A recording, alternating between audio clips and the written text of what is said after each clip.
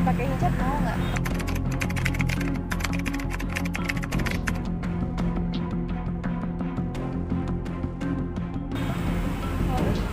Mau nggak? Boleh banget. Hah? Kenapa kak? Kenapa nggak boleh? Nggak ada sih. Hah? Ngapain mau pakai jilbab?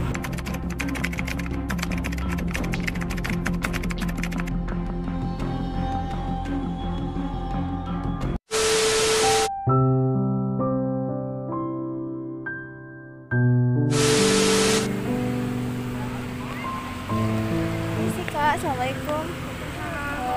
Lagi duduk-duduk ya? Ya. Boleh temenin nggak? Digabung nggak? Boleh. Misi ya.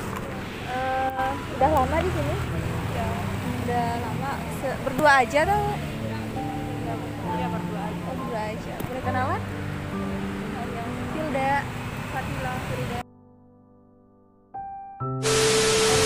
Asli mana kak?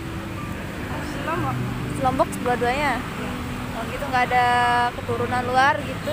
Enggak ada. Di sini sering atau sering nongkrong di sini atau gimana? Enggak.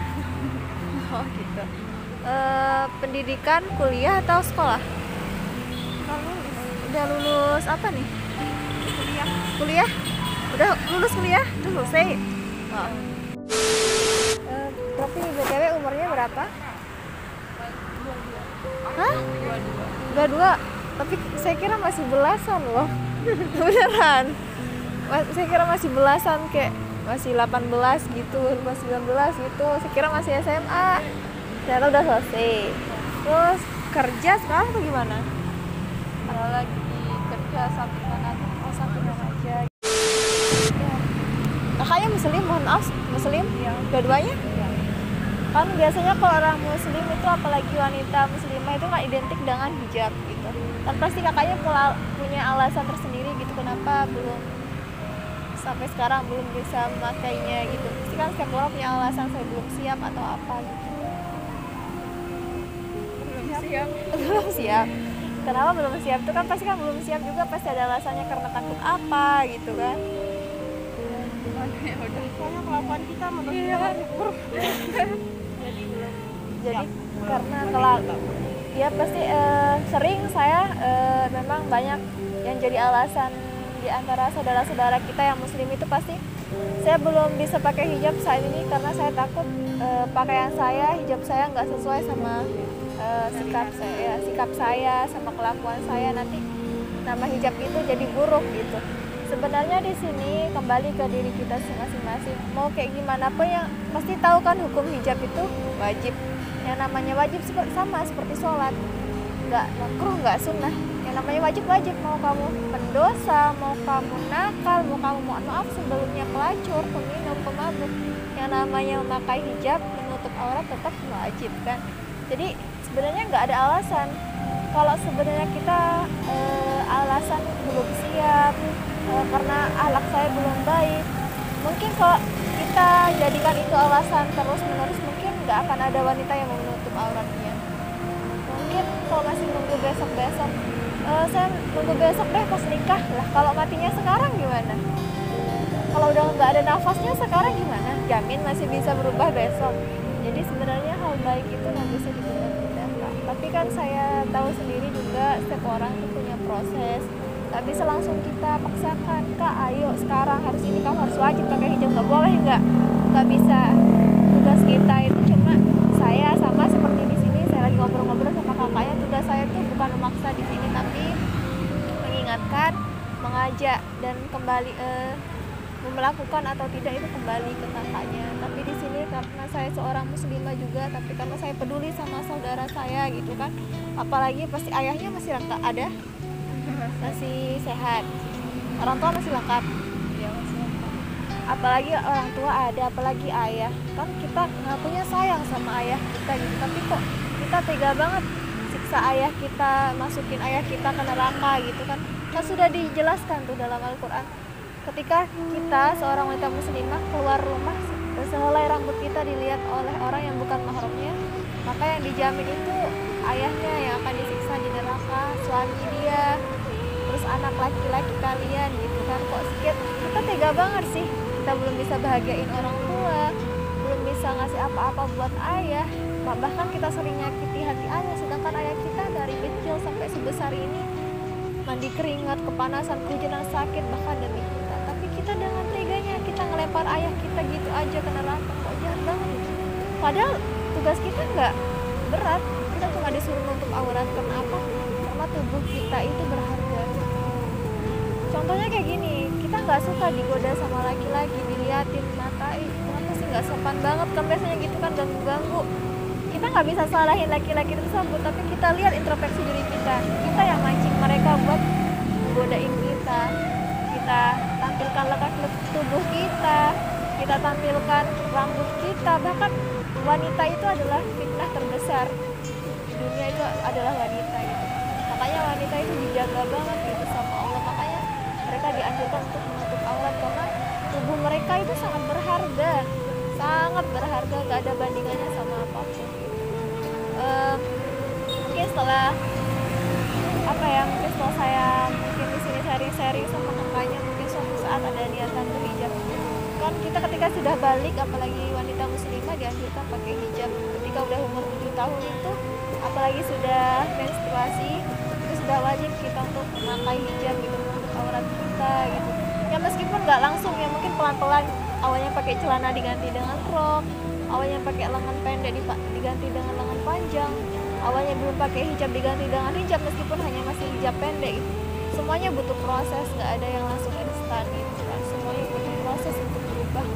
Tapi jangan tunda-tunda gitu kan. Kasihan ayah kita, kasihan orang tua kita itu. Jangan lihat betapa banyaknya wanita-wanita sekarang, wanita-wanita terutama yang muslimah udah nggak ngejaga dirinya gitu.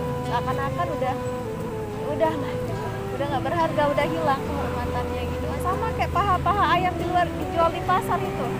Udah siapapun bisa nyentuh, siapapun bisa beli gitu. Beda sama emas yang disimpan, nggak sembarangan orang bisa nyentuh kecuali pemiliknya yang berani membelinya dengan mahal. Sama kayak wanita gitu, cari laki-laki yang bisa menjaga dan menghormati wanita seperti itu. Tapi kan saya udah lama nih di sini. Kakaknya sering pakai hijab atau pas acara aja? Acara Islam agama gitu, pengajian gitu baru pakai hijab. Kalau saya tawarin pakai hijab mau nggak? Mau nggak? Boleh. Hah? Kenapa kak? Kenapa nggak boleh? Nggak ada sih. Hah? Ngapain mau pakai jilbab? Lah, kan di sini kan hanya belajar gitu buat kakaknya, bukan saya memaksa gitu. Tapi kan nggak harus langsung sampai rumah, harus nggak. Mungkin di sini nanti yang namanya hidayah kan nggak ada yang tahu kak tuh. Ya mungkin ini kan kakaknya mau gitu kan kembali ke diri dia sendiri, siapa tahu dengan dia mencoba meskipun dia nggak langsung sering dia pakai hijab, mungkin dia sedikit meringankan, sedikit menjemput hidayah yang Allah kasih mungkin dari perantara saya satu ini gitu. Mau nggak? Boleh. Boleh nggak? Itu dia mau loh kak. Masa nggak boleh? Dia mau loh. Bentar aja sih, nggak lama. Saya nggak maksa kakaknya ini buat terus pakai hijab, enggak. Tapi di sini saya hanya karena saya peduli sama kakaknya, karena saya peduli sama saudara saya. Kakak juga saudara saya seiman, sama Islam juga, satu Tuhan juga. Itulah bentuk rasa cinta saya pada kakaknya. Dia cantik, dia perlu dijaga. Makanya karena cantik kakaknya perlu ditutupi gitu kan. Mau nggak? Boleh kan? Boleh. Boleh ya? Bisa denger ya? Boleh kan? Gak apa-apa kan, saya nggak nyakitin kok. Di sini justru saya mengajak gitu kan. Ya.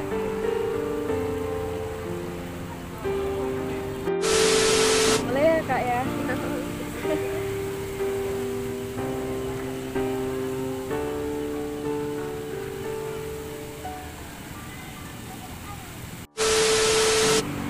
Sering sih disuruh tapi Masih belum nyaman sama aktivitas mungkin atau pergaulan. ya. في لياليك أمل بناديك مشتاق لعليك وحشني لقاك بالي مشغول بهواك Aja gitu kan.